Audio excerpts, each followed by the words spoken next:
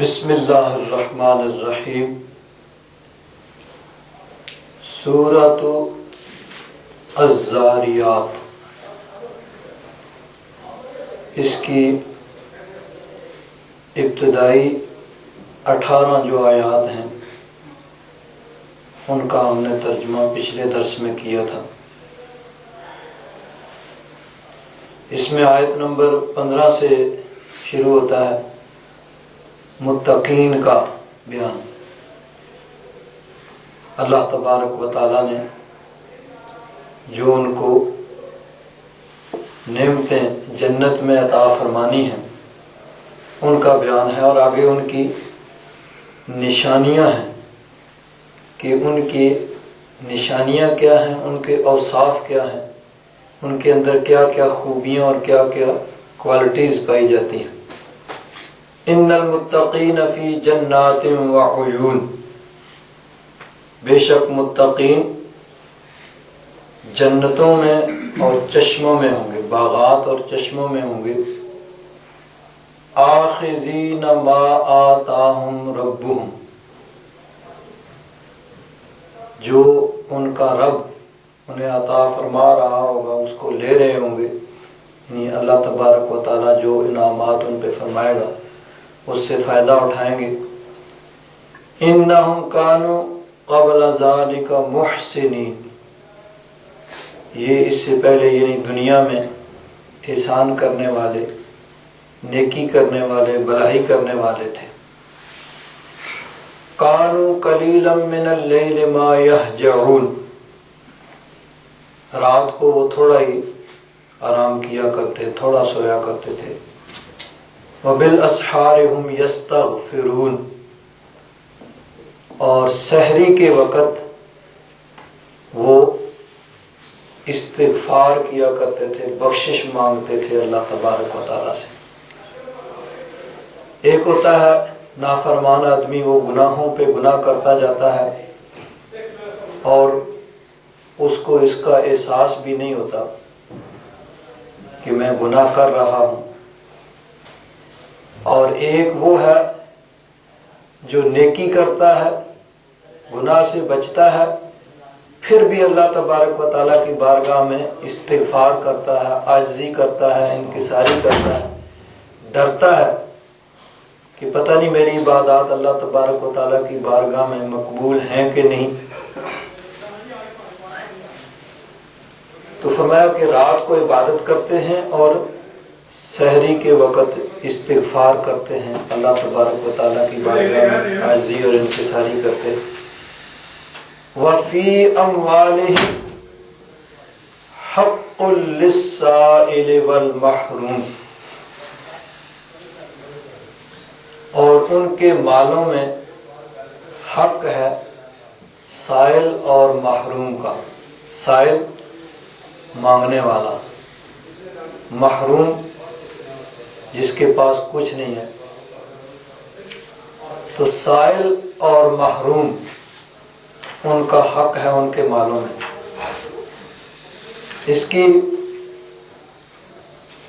ایک تفسیر یہ ہے کہ سائل وہ جو سوال کرے، مانگے کہ میں ضرورت مند ہوں مجھے دو، اور محروم وہ جو ضرورت مند ہونے کے باوجود بھی کسی سے مانگتا نہیں، کسی کے آگے ہاتھ نہیں پھیلاتا، جس طرح کہ سورۃ البقرہ میں گزرا ہے۔ اللہ تبارک و تعالیٰ نے ارشاد فرمایا للفقراء الذین احصروا فی سبیل اللہ، یعنی صدقات میں ان کا بھی حق ہے جو اللہ کی راہ میں روکے گے۔ لا یستطیعون ضربا فی الارض، وہ زمین میں چل نہیں سکتے کسی دینی مصروفیت کی بنا پہ۔ یحسبهم الجاہل اغنیاء من التعفف، ناواقف آدمی ان کو غنی سمجھتا ہے، مالدار سمجھتا ہے، من التعفف، سوال سے بچنے کی وجہ سے، یعنی وہ کسی سے سوال نہیں کرتے، کسی سے مانگتے نہیں. تو جو ناواقف آدمی ہے، جو جانتا نہیں، وہ سمجھتا ہے کہ یہ تو امیر ہوں گے، غنی ہوں گے، ان کو تو ضرورت ہی نہیں ہوگی، اس لیے نہیں مانگ رہے. تو یہاں محروم سے ایک اور یہ ہے کہ وہ لوگ مراد ہیں جو ضرورت مند ہونے کے باوجود کسی سے سوال نہیں کرتے، کسی سے مانگتے نہیں. تو ہیں دونوں ضرورت مند، لیکن ایک اپنی ضرورت کے مطابق سوال کرتا ہے اور ایک سوال نہیں کرتا، بلکہ وہ یعنی خاموشی اختیار کرتا ہے. تو فرمایا کہ دونوں کا اس میں حق ہے. اب دیکھیے، حق تو ہر مالدار کے مال میں غریبوں کا حق ہے. اللہ تبارک و تعالیٰ نے مقرر کیا ہے کہ ہر صاحب نصاب اس کے مال میں غریبوں، مسکینوں، یتیموں، بیواؤں کا، ضرورت مندوں کا، حاجت مندوں کا حق ہے. اور اللہ تبارک و تعالیٰ نے ہر صاحب مال پہ زکوٰۃ کو لازم کیا کہ جس کے پاس بھی اپنی ضرورت سے زیادہ مال اتنا ہے کہ نصاب کی حد کو پہنچے اور اس پہ سال گزر جائے، جب ایک دفعہ وہ صاحب نصاب ہو گیا، اس کے بعد سال گزرے گا، اس نے زکوٰۃ ادا کرنی ہے. پھر ہر سال اس موقع پہ اس کے پاس جتنا مال ہے اس کا اس نے زکوٰۃ ادا کرنی ہے. عام طور پر جو سونا چاندی، مال دولت وغیرہ، اس کا 2.5%، 2.5% جو ہے وہ زکوٰۃ ہے. زمین کی پیداوار سے عشر ہوتا ہے. جو زمین سے پیداوار ہوتی ہے، گندم، جو، چاول اور جو جن سے فصلیں ہیں، پھل ہیں، ان کا عشر ہے، 10واں حصہ. یعنی وہ بھی زکوٰۃ کی جگہ عشر اس کو کہا جاتا ہے، وہ بھی فرض ہے. اسی طرح جن لوگوں کے پاس بہت زیادہ جانور ہیں، اونٹ ہیں، گائے ہیں، بکریاں ہیں، ان کی بھی اسی حساب سے جو ہے وہ زکوٰۃ مقرر ہے. تو ہر مالدار کے مال کے اندر غریبوں کا، حقداروں کا حق ہے. لیکن یہاں خاص متقین کے لیے فرمایا کہ وَفِي أَمْوَالِهِمْ حَقٌّ لِلسَّائِلِ وَالْمَحْرُومِ، کہ ان کے مالوں میں سائل اور محروم کا حق ہے. اور یہ یعنی یہاں اس کی فرضیت کو بیان نہیں کیا جا رہا، بلکہ ان لوگوں کی، متقین کی تعریف و توصیف کی جا رہی ہے، ان کی خوبی بیان کی جا رہی ہے. تو مراد یہ ہوگا کہ ان پر جو حق ہے وہ اس کو ادا کرتے ہیں. حق تو سب کے مالوں میں ہے. جو بھی مالدار ہے، جس کا بھی اپنی ضرورت سے فاضل اس کے پاس موجود ہے، صاحب نصاب ہے، اس کے مال میں حق مقرر ہے. اللہ تبارک و تعالیٰ نے زکوٰۃ مقرر کی ہے. لیکن یہ جو متقین ہیں، یہ اس حق کو ادا کرتے ہیں، اس میں کمی نہیں کرتے، اس میں کوتاہی نہیں کرتے. اور یہاں ایک خاص چیز ہے کہ ان کے مالوں میں سائل اور محروم کا حق ہے. حق کیا ہوتا ہے؟ ایک آدمی صبح سے شام تک مزدوری کرتا ہے. اب مزدوری اس کا حق ہے. اب اگر اس کو اس کی مزدوری نہیں دی جائے گی تو یہ ظلم ہے، گناہ ہے، اس کا حق مارا جا رہا ہے. تو گویا اگر ایک مالدار آدمی اپنے مال کی زکوٰۃ کسی حقدار کو دے رہا ہے تو وہ کوئی اس پہ احسان نہیں کر رہا، بلکہ وہ اس کا حق ہے جو اس کو دے رہا ہے. اور اگر اس میں کمی کوتاہی کرے گا تو وہ گویا کسی کا حق مار رہا ہے. یعنی فی اموالہم حق للسائل والمحروم، مالداروں کے مال میں سائل اور محروم کا حق ہے. اور یہ آیت 2 جگہ ہے قرآن پاک میں.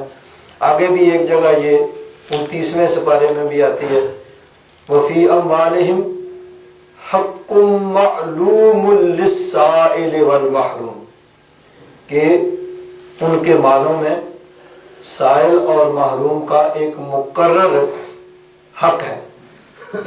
یہ سورۃ المعارج 29ویں سپارے میں ہے کہ ایک مقرر حق ہے، والذین فی اموالہم حق معلوم للسائل والمحروم۔ تو گویا کسی مالدار کا اپنے مال سے زکوٰۃ ادا کرنا کسی ضرورت مند، کسی حاجت مند کو، وہ اس پہ احسان نہیں ہے، بلکہ وہ اس کا حق ہے جو اس کو وہ دے رہا ہے، اور اگر اس میں کمی کوتاہی کرے گا تو وہ کسی کا حق مارنے والا ہوگا۔ شاید کس طرح پتہ لگے گا کہ یہ بندہ حقدار ہے؟ یہ تو ہم ظاہر سے دیکھیں گے۔ اب ہمارے جو ہے نا کسی کے، ہم صرف ظاہر کو دیکھیں گے۔ ایک آدمی نظر آتا ہے کہ یہ ضرورت مند ہے اور یہ زکوٰۃ کا حقدار ہے، اس کو زکوٰۃ دی جا سکتی ہے۔ جو آدمی خود صاحب نصاب نہیں ہے، جس کے پاس خود اپنی ضرورت سے اتنا فالتو مال نہیں ہے کہ وہ زکوٰۃ دے، وہ زکوٰۃ لے سکتا ہے۔ اس کے لیے ضروری نہیں ہے کہ کوئی لولا لنگڑا ہو۔ ایک آدمی صحیح سلامت ہے، محنت مزدوری بھی کرتا ہے، لیکن پھر بھی اس کے پاس اتنا مال نہیں ہے کہ وہ صاحب نصاب ہو، تو بہرحال وہ زکوٰۃ لے سکتا ہے۔ بہرحال اپنی طرف سے انسان جو ہے اس کو کوشش کرنی چاہیے کہ وہ ایک مقرر حد تک یا ایک واجبی طور پر وہ تحقیق کر لے۔ اب اس کے آگے جو انسان کے اختیار میں نہیں ہے، اس کا وہ مکلف اور پابند بھی نہیں ہے۔ تو جو بھی اس کو ضرورت مند اور اس کے خیال کے مطابق حقدار ہے زکوٰۃ کا، اس کو وہ زکوٰۃ ادا کرے گا۔ تو اب مالدار کے مال میں حقداروں کا حق ہے، اگر وہ اس کو دے رہا ہے تو اس کا حق اس کو دے رہا ہے۔ جس طرح ایک آدمی ملازمت کرتا ہے، مہینے کے بعد تنخواہ اس کا حق ہے، اب اس میں کمی نہیں کی جا سکتی، اگر کوئی کمی کرے گا تو وہ اس کا حق مار رہا ہے۔ اسی طرح ہر مالدار صاحب نصاب کے مال کے اندر ضرورت مندوں کا حق ہے جو ان کو پہنچانا چاہیے۔ اگر ان کا حق ان کو نہیں دیا گیا تو وہ ان کا حق کھا رہا ہے۔ غریبوں کا، یتیموں کا، مسکینوں کا، بیواؤں کا، حقداروں کا حق وہ کھا رہا ہے، ظلم کر رہا ہے، زیادتی کر رہا ہے، جس کی سختی کے ساتھ اس سے باز پرس قیامت کے دن ہوگی۔ اور اس سے ایک اور آگے بات، مالداروں کو پابند کیا گیا کہ تم اپنے مال کی زکوٰۃ ادا کرو، اگر نہیں ادا کرو گے تو اس کی سزائیں جو بیان کی گئی ہیں حدیث پاک میں ہے کہ ایک آدمی ہے، اس کے پاس مال ہے، اس پہ زکوٰۃ فرض ہے اور وہ زکوٰۃ ادا نہیں کرتا، تو قیامت کے دن اس کا مال ایک گنجے سانپ یعنی بڑے زہریلے سانپ کی شکل میں وہ متشکل ہو جائے گا۔ وہ مال اس کا ایک زہریلے سانپ کی شکل اختیار کر لے گا، اور پھر وہ اس کو آ کے ڈسے گا، اور پھر اس کو کہا جائے گا ھذا ما کنزتم لانفسکم، یہ ہے وہ خزانہ جو تم نے اپنے لیے جمع کیا ہوا تھا۔ قرآن پاک میں بھی آتا ہے، یہ سورۃ التوبہ، اس کی آیت نمبر 34 ہے، 34، والذین یکنزون الذھب والفضة، جو سونا چاندی جمع کرتے ہیں۔ اب آج کے دور میں سونا چاندی جو ہے وہ عام مال کے طور پر استعمال نہیں ہوتا۔ اس وقت جس وقت قرآن پاک نازل ہوا، اس وقت جو رقم ہوتی تھی وہ بھی سونے چاندی کی، یعنی سونے کے درہم ہوتے تھے اور چاندی کے دینار ہوتے تھے، اور یہی چیز جو ہے یہ مال و دولت ہوتا تھا۔ یہ بعد میں پھر اب جو ہے کاغذ کے نوٹ وغیرہ یہ اس کے یعنی جگہ پہ آ گئے ہیں۔ تو بہرحال مطلب یہ ہے کہ جو بھی چیز مال جس کو جس زمانے میں سمجھا جاتا ہے، تو فرمایا والذین یکنزون الذھب والفضة، جو سونا چاندی جمع کرتے ہیں ولا ينفقونها فی سبیل اللہ، اور اس کو اللہ کی راہ میں خرچ نہیں کرتے، یعنی اس کی زکوٰۃ ادا نہیں کرتے، فبشرہم بعذاب علیم، ان کو دردناک عذاب کی خوشخبری، یعنی ان کو خبر دے دو دردناک، یوم یحما علیہا فی نار جہنم، جس دن وہ تپایا جائے گا، گرم کیا جائے گا ان کے لیے جہنم کی آگ میں، فَتُقْوَى بِهَا جِبَاهُهُمْ وَجُنُوبُهُمْ، جبہت ان کی جمع جباہ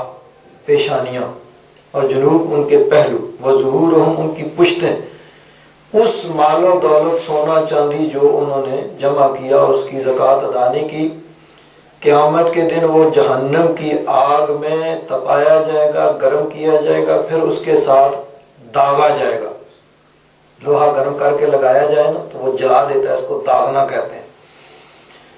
تو یہ مال و دولت ان کا جہنم کی آگ میں گرم کر کے اس کے ساتھ پھر ان کے پیشانیوں کو، پہلوؤں کو، پشتوں کو داغا جائے گا، اور پھر کہا جائے گا ھذا ما کنزتم لانفسکم، یہ ہے جو تم نے خزانہ اپنے لیے جمع کیا تھا، فذوقوا ما کنتم تکنزون، اب اپنے جمع کیے اور خزانے کا ذرا مزہ چکھ لو۔ تو حدیث پاک میں آتا ہے کہ وہ مال و دولت اس کا ایک گنجے سانپ کی شکل اختیار کرے گا اور اس کو ڈسے گا، اور پھر کہا جائے گا ھذا ما کنزتم لانفسکم فذوقوا ما کنتم تکنزون، یہ ہے تمہارا خزانہ جو تم نے جمع کیا ہوا تھا، اب اس کا مزہ چکھو۔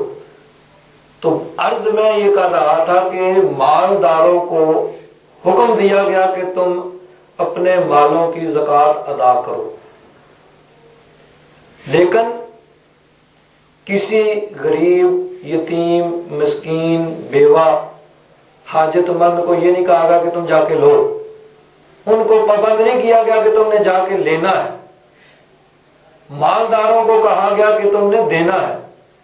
تو گویا اگر ایک مالدار اپنے مال کی زکوٰۃ کسی کو دیتا ہے تو وہ اپنا فرض ادا کر رہا ہے جو اس پہ ہے، لیکن لینے والا پابند نہیں ہے لینے کا، اس کو پابند نہیں کیا گیا کہ جا کے تم لو۔ تو اب لینے والا وہ پابند نہیں ہے کہ جا کے کہے بھائی تم میرے اپنے مال کی زکوٰۃ ادا، عام طور پر تو مانگا جاتا ہے لیکن وہ پابند نہیں ہے لینے کا، دینے والے کو پابند کیا گیا بھائی تم نے دینا ہے، نہیں دو گے تو تمہیں یہ سزا ملے گی۔ تو دینے والوں کو پابند کیا گیا بھائی تم نے ان کا حق دینا ہے، تو حق ان کا خود ان کے پاس جا کے پہنچایا جائے، یہ بہتر طریقہ ہے بجائے اس کے کہ وہ مانگنے کے لیے۔ ان کو پابند نہیں کیا گیا کہ تم نے لینے کے لیے جانا، یہ ان کی ڈیوٹی اور ذمہ داری نہیں ہے۔ کل قیامت کے دن کسی غریب سے یہ نہیں پوچھا جائے گا بھائی تم کیوں نہیں زکوٰۃ لینے کے لیے گئے، تم کیوں نہیں اس سے مانگنے کے لیے گئے۔ ہاں مالداروں سے پوچھا جائے گا بھائی تمہارے پاس مال تھا، تم نے اس کا حق ادا کیا ہی نہیں، اس کی زکوٰۃ ادا کی ہے کہ نہیں، اس کا حق تم نے ادا کیا کہ نہیں۔ تو لینے والے وہ پابند نہیں ہیں، ان کی ڈیوٹی نہیں ہے، ان کی ذمہ داری نہیں ہے، دینے والے کی ذمہ داری لگائیے گی کہ تم نے اس کی زکوٰۃ جو ہے وہ ادا کرنی ہے۔ تو اللہ تبارک و تعالیٰ نے مالداروں کے حق میں ضرورت مندوں کا حق رکھا ہے، یعنی اس کی زکوٰۃ جو ہے فرض کی ہے۔ قرآن پاک میں بہت سے مقامات پہ اس چیز کو بیان کیا گیا ہے۔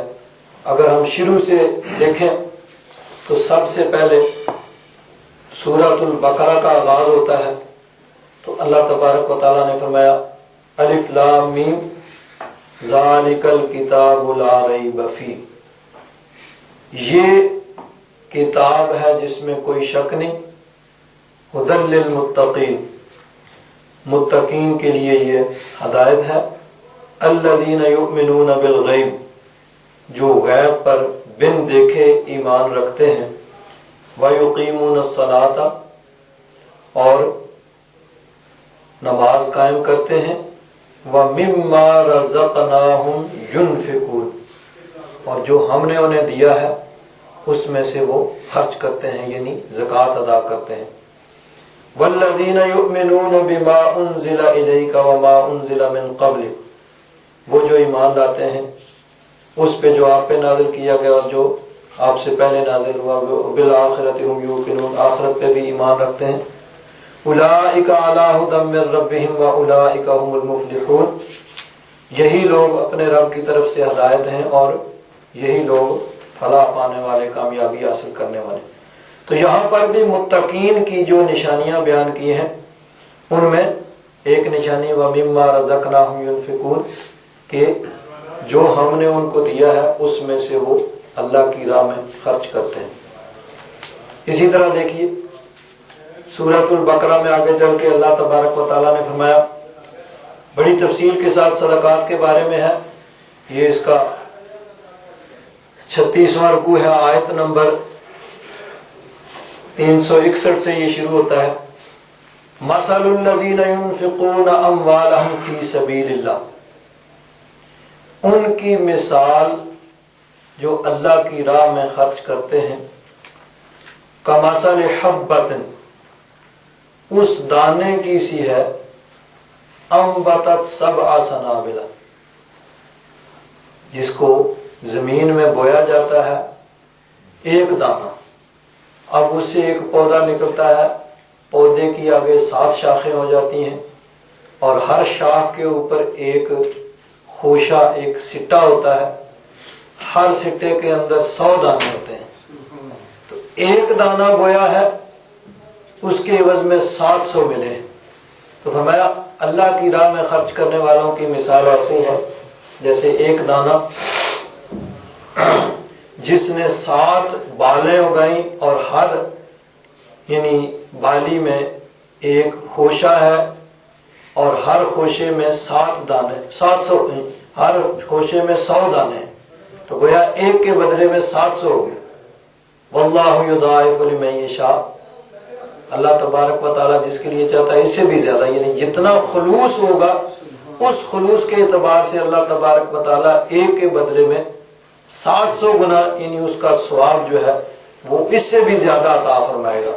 واللہ واسع علیم، اللہ تبارک و تعالیٰ وسعت والا، علم والا ہے۔ آگے فرمایا الذین ينفقون اموالهم فی سبیل اللہ، وہ جو اللہ کی راہ میں اپنا مال خرچ کرتے ہیں، ثم لا يتبعون ما انفقوا منا ولا اذى، خرچ کرنے کے بعد نہ تو پھر احسان جتلاتے ہیں نہ تکلیف پہنچاتے ہیں، کیونکہ یہ عام طور پر انسان کی فطرت ہے کہ انسان کسی کے ساتھ نیکی بھلائی کرتا ہے تو اس کو یاد رکھتا ہے اور موقع بر موقع اس کو یاد بھی دلاتا ہے، میں نے تمہاری یہ ہیلپ کی، تمہاری یہ مدد کی، فلاں وقت میں نے تمہیں یہ دیا یہ دیا۔ تو فرمایا لا یتبعون ما انفقوا منا ولا اذى، خرچ کرنے کے بعد نہ تو احسان جتلا کے اس کو تکلیف پہنچاتے ہیں نہ کسی اور طریقے سے۔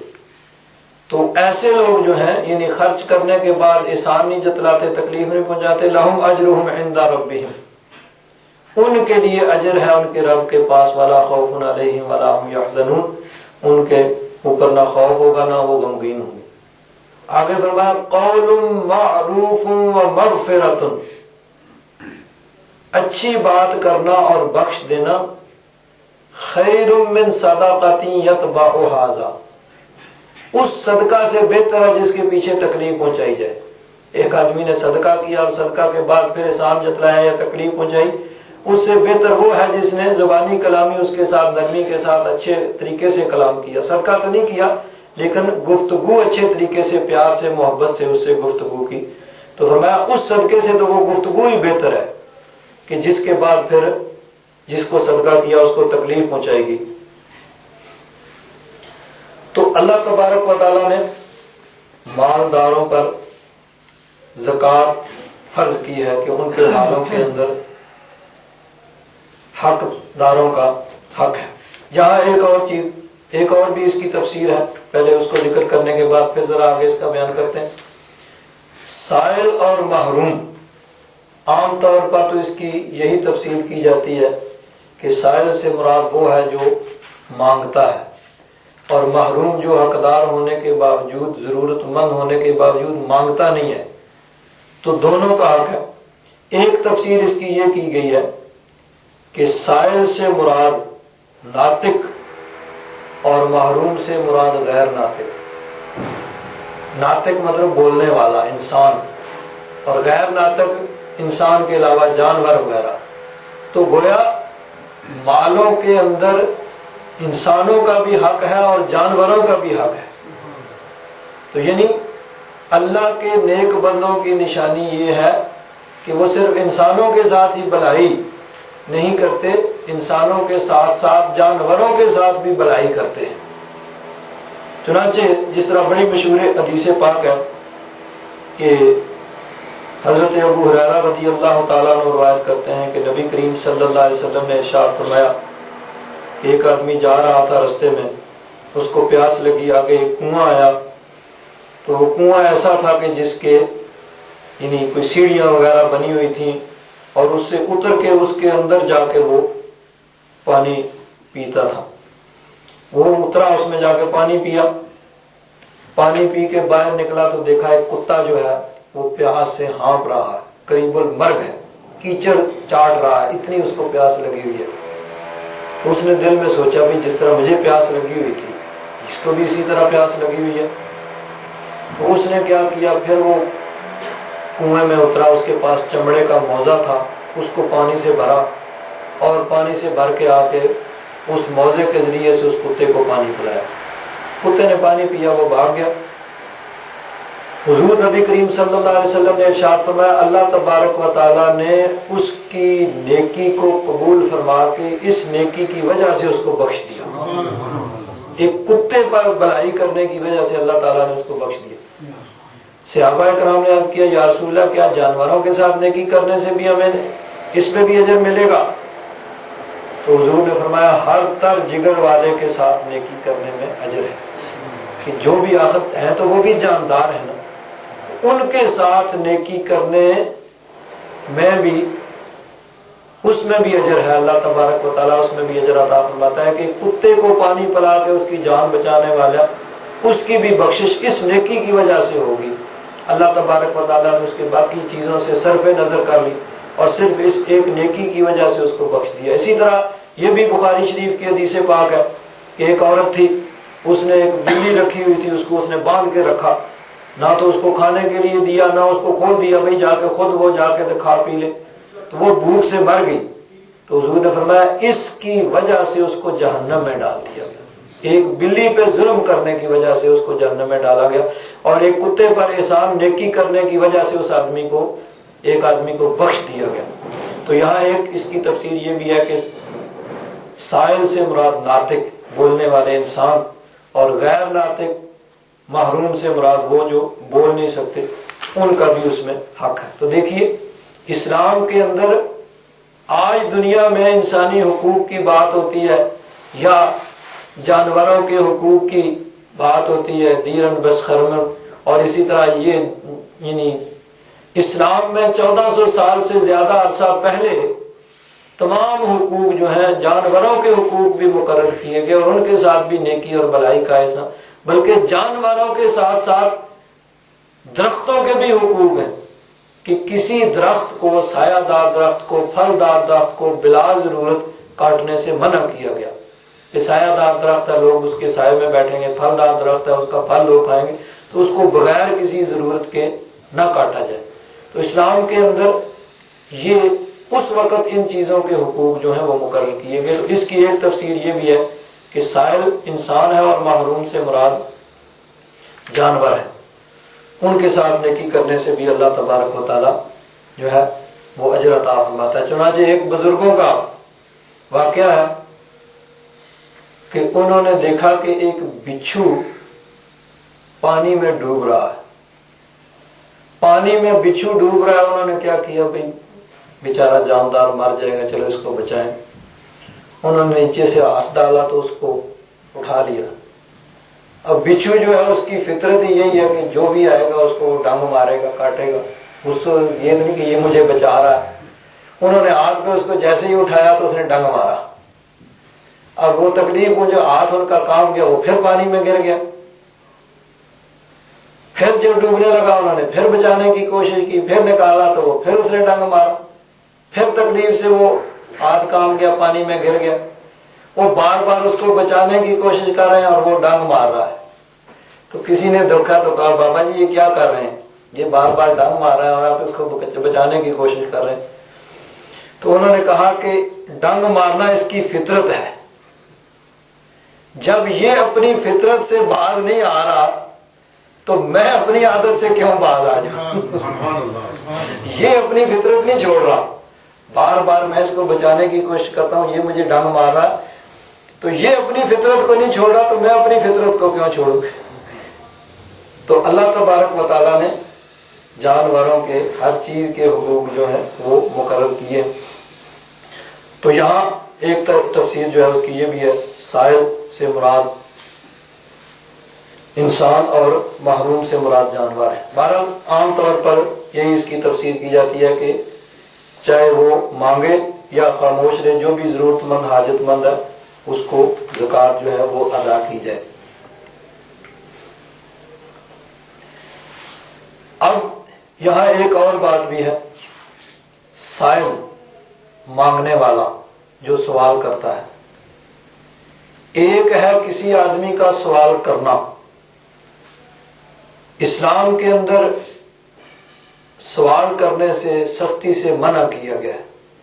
انتہائی مجبوری کی صورت میں کسی آدمی کو سوال کرنے کی اجازت دی گئی ہے.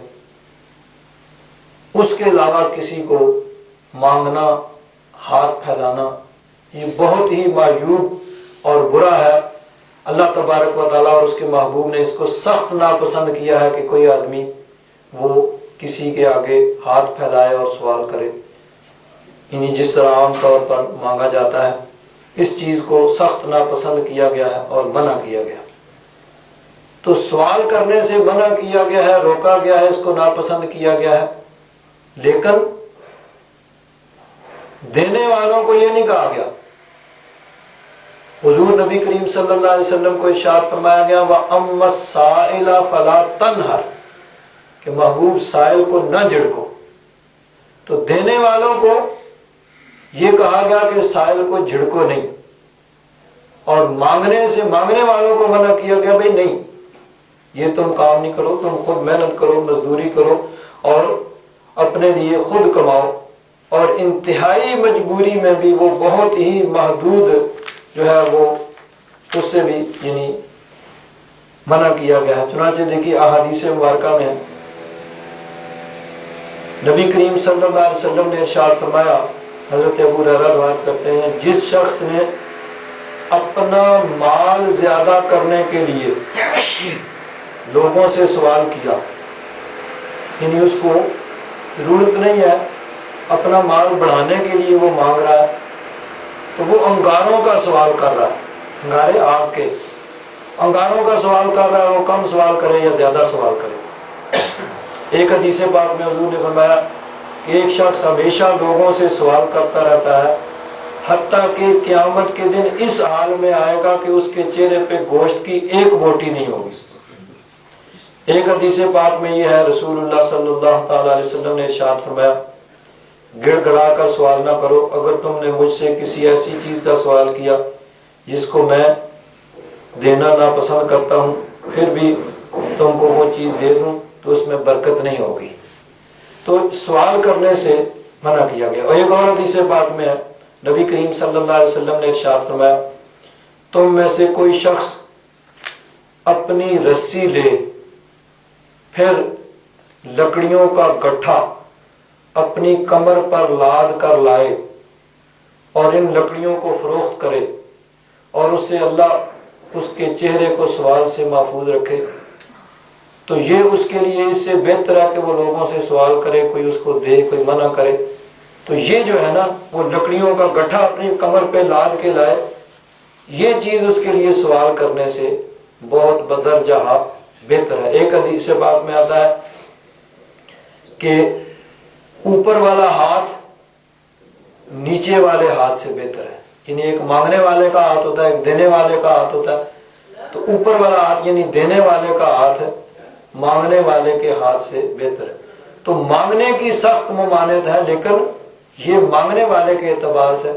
دینے والوں کو یہ ہے کہ وہ اپنا حق جو ہے، اپنے زکوٰۃ جو ہے وہ ادا کریں. ہاں یہ چیز ہے کہ اگر ایک آدمی کے بارے میں معلوم ہے کہ وہ حقدار نہیں ہے، پھر مانگ رہا ہے تو اس کی حوصلہ شکنی کرنی چاہیے، اس کو نہیں دینا چاہیے، بلکہ اس کو اس سے منع کرنا اور روکنا چاہیے۔ تو اللہ تبارک و تعالیٰ نے اپنے پیاروں کی ایک نشانی یہ بیان فرمائی کہ وہ رات کو کم آرام کرتے ہیں، سحری کے وقت استغفار کرتے ہیں، اور ان کے مالوں میں سائل اور محروم کا حق ہے، یعنی اس کے حقوق کو ادا کرتے ہیں۔ اللہ تبارک و تعالیٰ نے جو ان کو مال دیا ہے اس میں سے زکوٰۃ ادا کرتے ہیں، اور زکوٰۃ کے علاوہ بھی صدقات وغیرہ کوئی ضرورت مند ہے تو اس کو دیتے ہیں، اور جن کا نفقہ یعنی اپنے اعزاء اقارب، ماں باپ، بہن بھائی، اور جو اعزاء اقارب ضرورت مند ہیں ان کا نفقہ جن پہ ان کے اوپر ہے اس کو ادا کرتے ہیں۔ وَفِي الْأَرْضِ آیَاتٌ لِّلْمُوقِنِينَ، زمین میں بھی نشانیاں ہیں یقین کرنے والوں کے لیے۔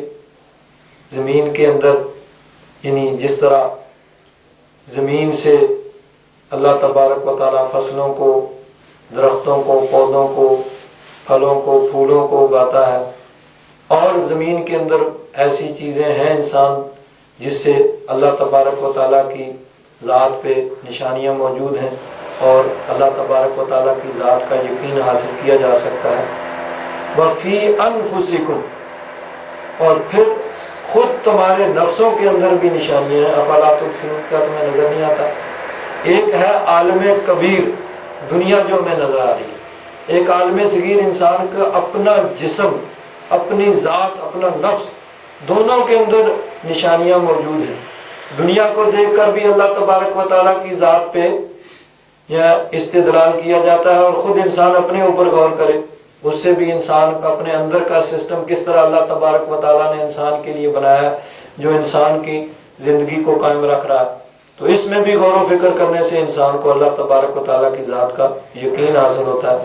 وَفِي السَّمَاءِ رِزْقُكُمْ وَمَا تُوعَدُونَ، اور آسمانوں میں تمہارا رزق ہے اور جس چیز کا تم سے وعدہ کیا جاتا ہے، یعنی آسمان سے بارش اترتی ہے، بارش کے ذریعے سے پھر فصلیں اگتی ہیں جو انسان کے رزق کا سبب ہے، ذریعہ ہے، جو انسان کا رزق ہے، جو انسان کھاتا ہے۔ فَوَرَبِّ السَّمَاءِ وَالْأَرْضِ، پس آسمانوں اور زمین کے رب کی قسم، واو قسم کے لیے آتی ہے۔ إِنَّهُ لَحَقٌّ، بے شک وہ حق ہے۔ ہو ضمیر کا مرجع قیامت بھی ہو سکتی ہے کہ قیامت حق ہے، ہو ضمیر کا مرجع دین اسلام بھی ہو سکتا ہے کہ دین اسلام حق ہے، ہو ضمیر کا مرجع قرآن پاک بھی ہے کہ قرآن پاک حق ہے، نبی کریم صلی اللہ علیہ وسلم کے حضور بھی حق ہیں، حضور کی نبوت اور رسالت حق ہے۔ اور یہ حق کس طرح ہے؟ مثل ما انکم تنطقون، جس طرح تمہارا بات کرنا، تم گفتگو کر رہے ہو، یہ حق ہے، اسی طرح یہ دین اسلام اور دین اسلام کی حقانیت، قرآن پاک، نبی کریم صلی اللہ علیہ وسلم کی نبوت اور رسالت اور قیامت کا آنا، یہ بھی اسی طرح ہے۔ جس طرح کہا جاتا ہے نا، 2 اور 2 4 ہوتے ہیں، بڑی بدیہی ایسی بات جس کے لیے نہ کسی دلیل کی ضرورت ہے، نہ کسی منطق، فلسفے اور کسی چیز اور مشکل دلیل کی ضرورت ہے، بڑی بدیہی جو ہر آدمی پڑھے لکھے اور ان پڑھ کی سمجھ میں آ جائے۔ تو جس طرح مثال دی جاتی ہے 2 اور 2 4 ہوتے ہیں، ہر آدمی سمجھ جاتا ہے۔ تو اسی طرح فرمایا یہ بھی حق ہے، جس طرح تمہارا یہ بات کرنا حق ہے، اسی طرح قیامت کا آنا حق ہے، اسلام کا یعنی درست صحیح دین ہونا حق ہے، قرآن پاک کا اللہ تبارک و تعالیٰ کی طرف سے نازل کیا ہوا ہونا حق ہے، حضور کی نبوت اور رسالت حق ہے۔ آگے حضرت ابراہیم علیہ السلام کا واقعہ یہاں مختصراً بیان کیا گیا ہے۔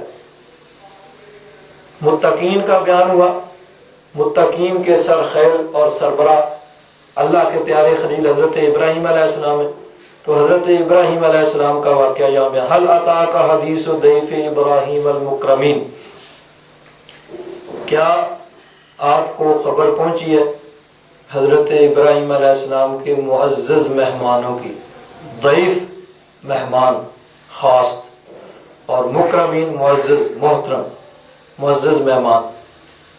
حضرت ابراہیم علیہ السلام کے پاس فرشتے انسانی شکل میں آئے، یعنی انسانوں کی شکلیں اختیار کر کے مہمان کے طور پر حضرت ابراہیم علیہ السلام کے پاس آئے۔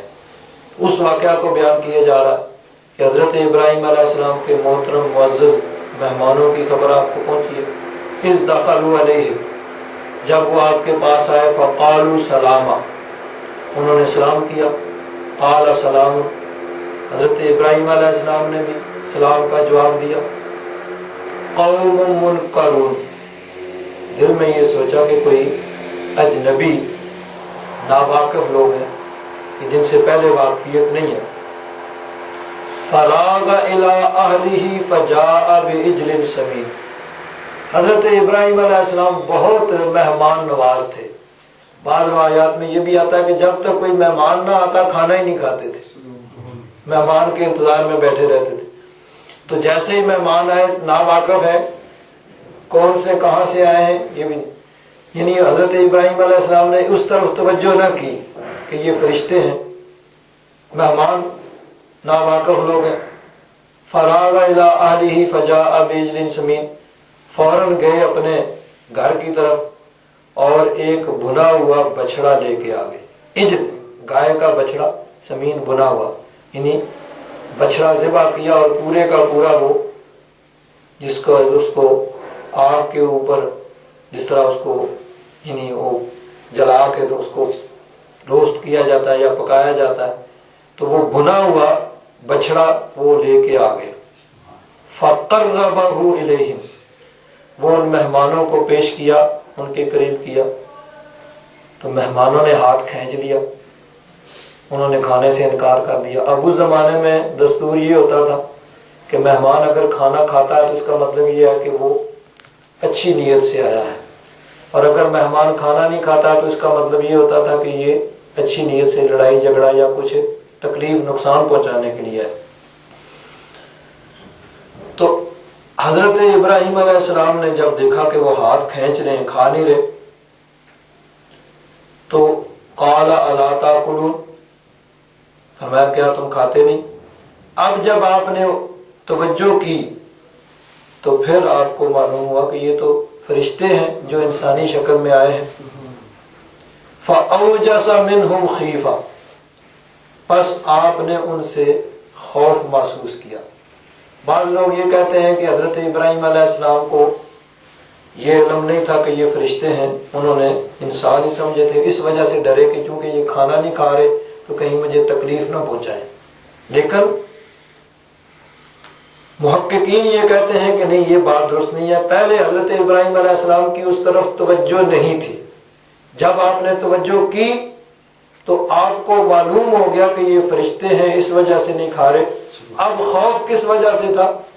خوف اس وجہ سے ہے کہ یہ فرشتے جو آئے ہیں تو کہیں کسی قوم پہ عذاب کے لیے نہ آئے ہو، کسی قوم کو عذاب دینے کے لیے نہ آئے ہو، اس وجہ سے آپ کو ڈر ہوا کہ آپ کی قوم کو ہی عذاب نہ دے۔ قالوا لا تخف، انہوں نے کہا ڈریے نہیں۔ وبشروہ بغلام علیم، اور ایک علم والے بیٹے کی، غلام عام طور پر اردو میں یہ جو ہے استعمال ہوتا ہے جس کو انگلش والے سلیو کہتے ہیں، لیکن عربی میں اس کے لیے عبد کا لفظ استعمال ہوتا ہے۔ عربی میں عام طور پر غلام لڑکا، لڑکے کے معنی میں استعمال ہوتا ہے۔ تو انہوں نے ایک علم والے بیٹے کی انہیں خوشخبری دی۔ حضرت ابراہیم علیہ السلام کا اس سے پہلے ایک بیٹا حضرت اسماعیل علیہ السلام موجود تھے۔ حضرت ابراہیم علیہ السلام کی پہلی جو بیوی تھی حضرت سارہ، ان سے آپ کی کوئی اولاد نہیں تھی۔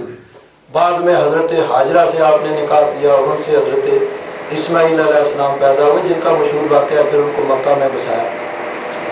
تو اب یہ جس وقت واقعہ ہو رہا ہے اس میں حضرت اسحاق علیہ السلام کی خوشخبری دی جا رہی ہے، اور اس وقت حضرت ابراہیم علیہ السلام کی عمر جو ہے وہ 100 سال تھی، اور آپ کی بیوی حضرت سارہ کی عمر 90 برس ہے۔ تو اس 90 برس حضرت سارہ کی عمر ہے، حضرت ابراہیم علیہ السلام کی 100 سال عمر ہے، تو ان کو بیٹے کی خوشخبری دی جا رہی۔ جب انہوں نے فرشتوں نے کہا کہ آپ کے ہاں بیٹا پیدا ہوگا اسحاق کا، اور بلکہ یہاں تفصیل نہیں ہے، 12ویں سپارے میں اس کی تفصیل ہے. وہاں پہ فرمایا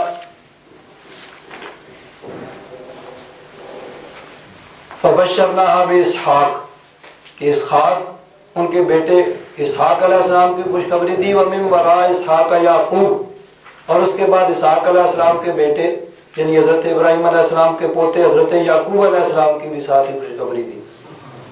تو فرشتوں نے خوشخبری دی، انہیں کہا کہ ڈریے نہیں، بلکہ ساتھ ہی ان کو بیٹے کی خوشخبری بھی دے دی. فَأَقْبَلَتِ امْرَأَتُهُ فِي سَرَّةٍ، جب ان کی زوجہ ان کی بیوی حضرت سارہ وہ پردے کے پیچھے تھی، انہوں نے سنا تو وہ چیختی ہوئی آئی. فَسَكَّتْ وَجْهَهَا، انہوں نے اپنے چہرے پہ ہاتھ مارا. وَقَالَتْ عَجُوزٌ عَقِيمٌ، انہوں نے کہا یہ بوڑھی، اپنے بارے میں وہ کہتے ہیں یہ بوڑھی بانج اب 90 برس کی عمر میں، اب ہاں اس کے ہاں بیٹا پیدا ہوگا، یعنی تعجب کی وجہ سے انہوں نے یہ کہا.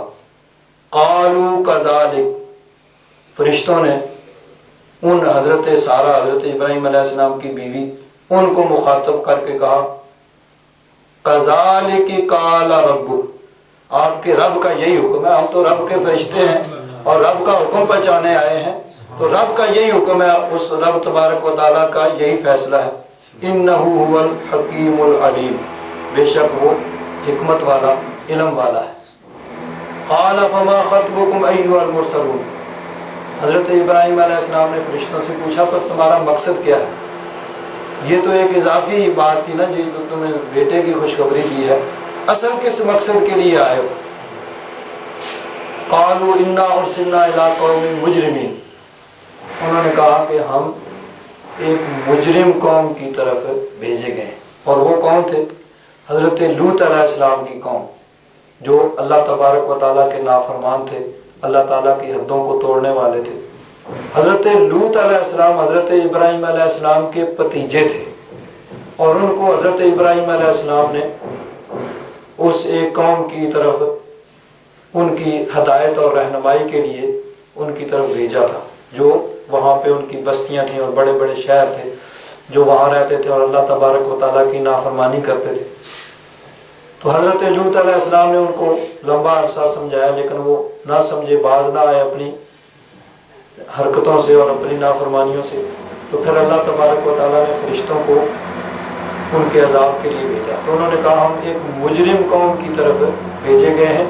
لنرسل علیہم حجارۃ من طین، تاکہ مٹی کے پتھر، یعنی مٹی کے بنے ہوئے ہیں تو مٹی کے لیکن پتھر کی طرح وہ کام کرنے والے، ان پہ وہ پتھر پھینکیں. مصومۃ عند ربک للمسرفین، جو نشان زدہ ہیں، نشان لگائے ہیں آپ کے رب کے پاس حد سے گزرنے والوں کے لیے، یعنی ہر پتھر کے اوپر اس آدمی کا نام لکھا ہوا ہے جس کے اوپر وہ گرایا جائے گا. فَأَخْرَجْنَا مَنْ كَانَ فِيهَا مِنَ الْمُؤْمِنِينَ، وہاں جو بھی مومن رہتے تھے ہم نے ان کو وہاں سے نکال لیا.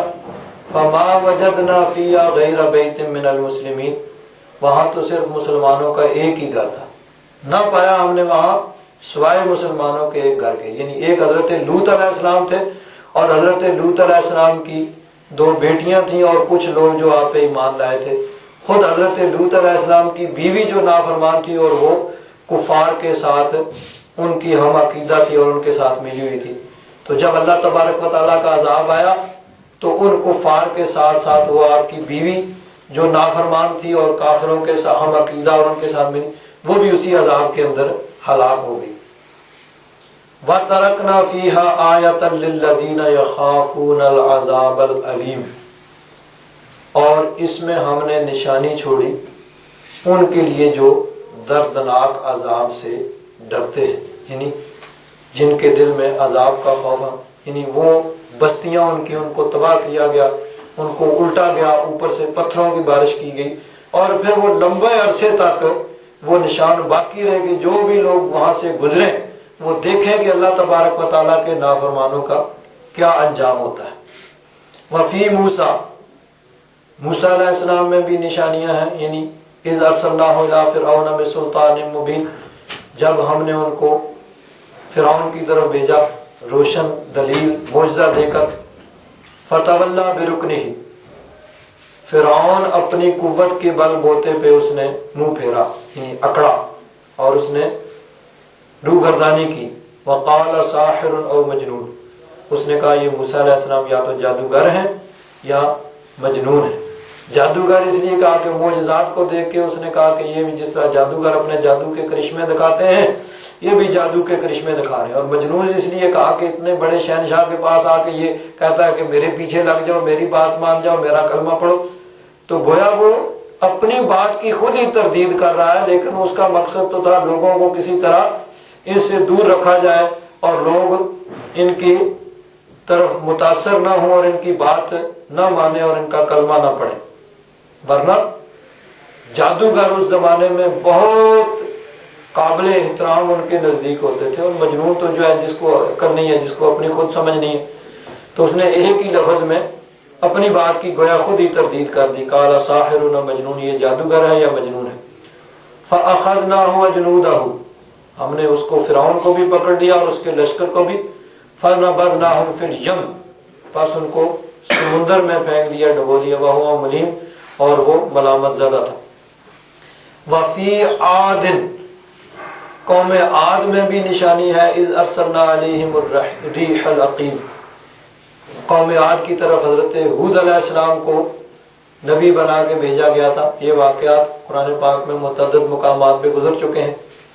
تو یہاں مختصراً بیان کیا کہ جب انہوں نے نافرمانی کی اور وہ بار بار سمجھانے کے باوجود وہ رائے راست پہ نہیں آئے، تو ہم نے ان پہ ایک سخت ایسی عذاب والی ہوا بھیجی.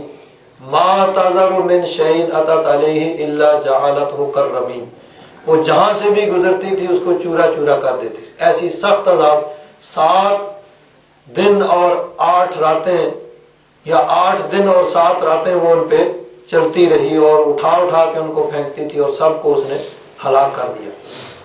وفی سمود، قوم سمود میں بھی نشانی ہے جن کی طرف حضرت صالح علی نبینا علیہ الصلوۃ والسلام ان کو نبی بنا کے بھیجا گیا تھا. اذ قیل لهم تمتعوا حتی حین، ان کو بھی حضرت صالح علیہ السلام نے بار بار سمجھایا، لمبا عرصہ سمجھاتے رہے. جب نہ مانے تو پھر ان پہ عذاب آیا تو ان کا کہا گیا کہ بھئی کچھ وقت ہے، تم فائدہ اٹھا لو. فَأَتَوْا عَنْ أَمْرِ رَبِّهِمْ، پس انہوں نے اپنے رب کے حکم کی نافرمانی کی. فَأَخَذَتْهُمُ الصَّاعِقَةُ، تو ایک سخت چیخ چنگاڑ نے ان کو پکڑ لیا. وہ ضرور دیکھ رہے تھے، ایسی چیخ چنگاڑ جس سے وہ ساری قوم جو ہے وہ ہلاک ہو گئی. فَمَسْتَطَاعُوا مِنْ قِيَامٍ، پس نہ وہ کھڑے ہو سکے. وَمَا كَانُوا مُنتَصِرِينَ، اور نہ وہ بدلہ لے سکے، یعنی کوئی ان کی مدد کے لیے نہ آیا.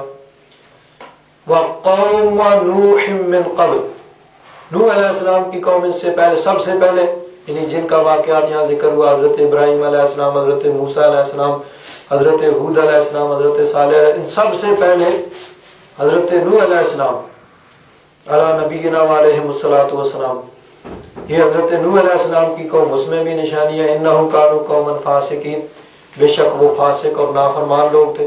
انہوں نے بھی اللہ تبارک و تعالیٰ کی نافرمانی کی اور اللہ تبارک و تعالیٰ کی نافرمانی کی وجہ سے ان سب کو ہلاک اور برباد کر دیا گیا. ان پہ اللہ تبارک و تعالیٰ نے طوفان بھیجا، زمین سے پانی یعنی نکلا، اوپر سے پانی برسا اور ایسا طوفان آیا جس کے اندر وہ ساری قوم جو ہے وہ ہلاک ہو گئی.